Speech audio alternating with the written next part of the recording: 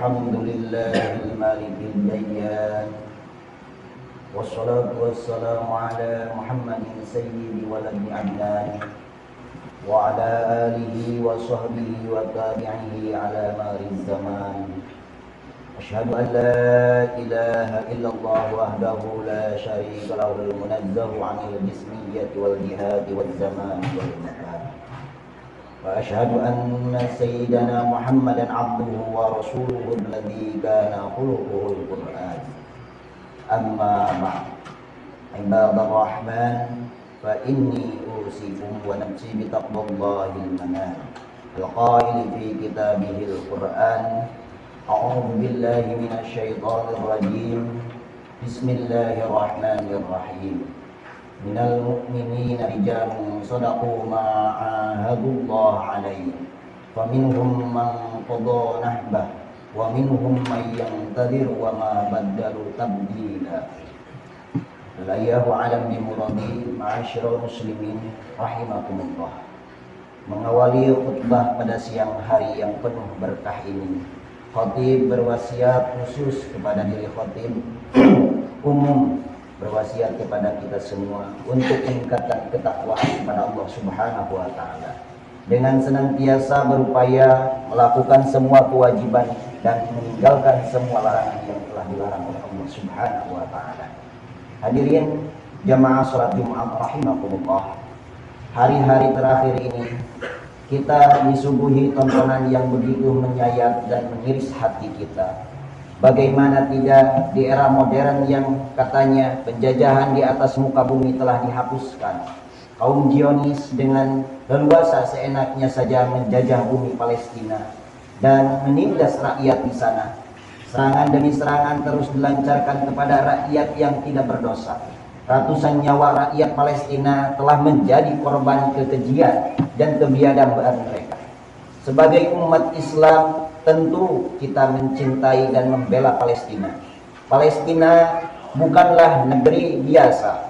Palestina memiliki sejarah panjang yang menjadikannya selalu bersemayam di hati semua mukmin. Ada 9 alasan kenapa kita harus mencintai dan membela Palestina. Yang pertama, di sana terdapat Masjid Al-Aqsa, masjid tertua di dunia setelah Masjidil Haram. Dibangun pertama kali oleh Nabi Adam alaihissalam 40 tahun setelah beliau membangun Masjidil Haram. Yang kedua, Masjid Al-Aqsa yang berada di kota Baitul Maqdis. Palestina pernah menjadi kiblat salat selama 17 bulan setelah Rasulullah SAW berhijrah dari Mekah ke Madinah. Yang ketiga, Masjidil Aqsa yang berada di kota Baitul Maqdis. Palestina adalah titik akhir perjalanan Isra dan titik awal perjalanan Mi'raj. Isra dan Mi'raj adalah salah satu mukjizat terbesar yang Allah anugerahkan kepada baginda Rasulullah SAW. Di sanalah baginda Nabi melakukan sholat berjamaah, mengimami seluruh Nabi dan Rasul, mulai dari Nabi Adam alaihissalam hingga Nabi Isa alaihissalam. Keempat, Palestina adalah negeri para Nabi dan Rasul. Banyak sekali para Nabi dan Rasul yang pernah tinggal dan berdakwah menyebarkan Islam di sana. Di antaranya adalah Nabi Ibrahim alaihissalam, Nabi Yakub, Nabi Yusuf, Nabi Lut, Nabi Dawud, Nabi Sulaiman, dan yang jumlahnya sangat banyak. Kelima, di sana terdapat kota Baitul Maqdis, Ardul Masyar wal Masyar, tempat dikumpulkannya seluruh manusia menjelang hari kiamat yang masih hidup kala itu. Keenam, di sanalah Dajjal akan terbunuh di tangan Nabi Isa alaihissalam. Yang ketujuh, Palestina adalah bagian dari daratan Syam yang didoakan berkah oleh baginda Rasulullah SAW. Dalam doanya, Allahumma barik lana fi Syamina wa fi Yamanina. Ya Allah, berkahilah negeri Syam dan Yaman. Yang kedelapan, banyak sekali para sahabat yang pernah berdakwah, menyebarkan dan mengajarkan Islam di sana. Di antara mereka adalah Ubadah bin As-Samit, Syaidah bin Awus, Usamah bin Zaid bin Harisah, Wasilah bin Al-Asqar, Dihyah al-Kalbi, Aus bin As-Samit, Mas'ud bin Aus, dan masih banyak lagi yang lain. Kesembilan, Palestina telah melahirkan ribuan ulama dan tokoh-tokoh Islam terkemuka yang berkhidmat untuk Islam. Tercatat, para ulama yang lahir atau pernah tinggal di Palestina adalah Imam Malik bin Dinar, Imam Sufyan As-Tsauri, Imam Ibnu Syihab Az-Zuhri, Imam Asy-Syafi'i, dan masih banyak lagi yang lainnya. Ma'asyiral muslimin rahimakumullah. Oleh karena itulah Sultan Muhammad Nuruddin Zanki pernah mengucapkan sebuah perkataan yang fenomenal. Aku malu kepada Allah untuk tersenyum sedangkan Baitul Maqdis masih terjajah.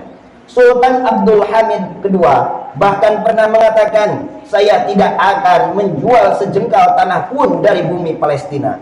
Beliau katakan itu dengan tegas dan penuh keberanian pada saat menolak soggokan uang dalam jumlah sangat besar dari orang-orang Zionis Yahudi yang ingin menempati sebagian wilayah Palestina. Ma'asyiral muslimin rahimakumullah.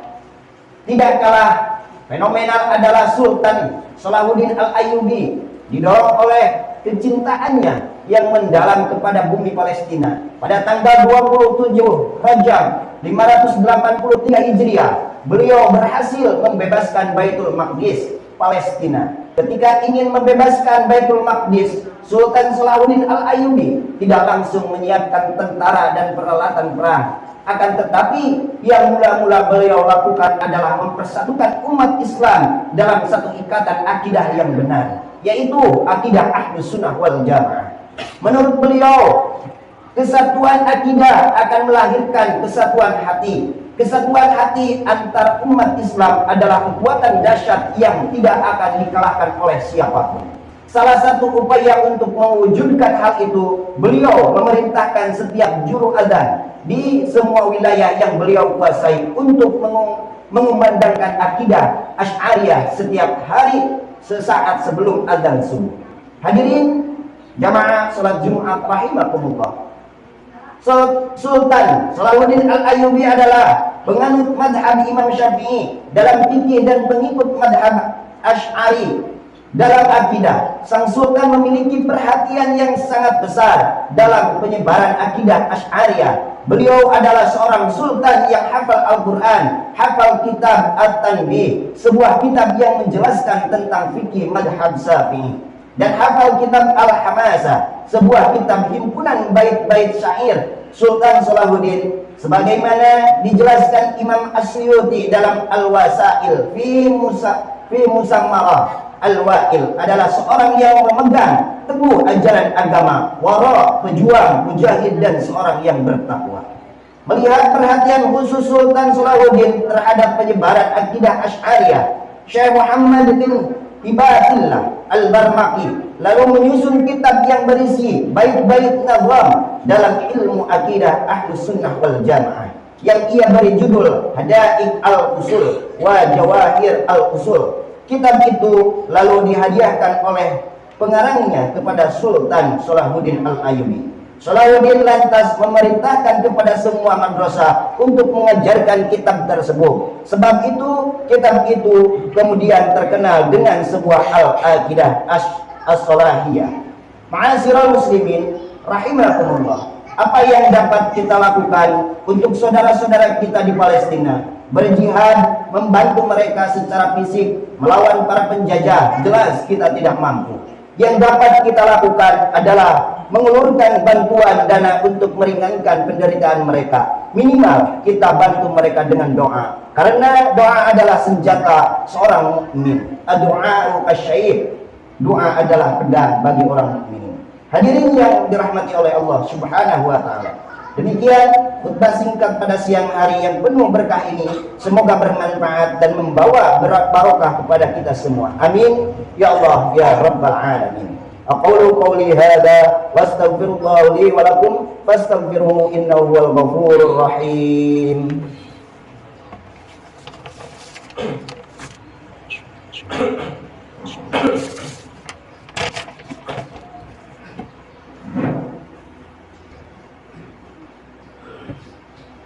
Alhamdulillah wa kafa wa usalli wa usallimu ala sayyidina Muhammadil Mustafa wa ala alihi wa ashabihi ahlil wafa.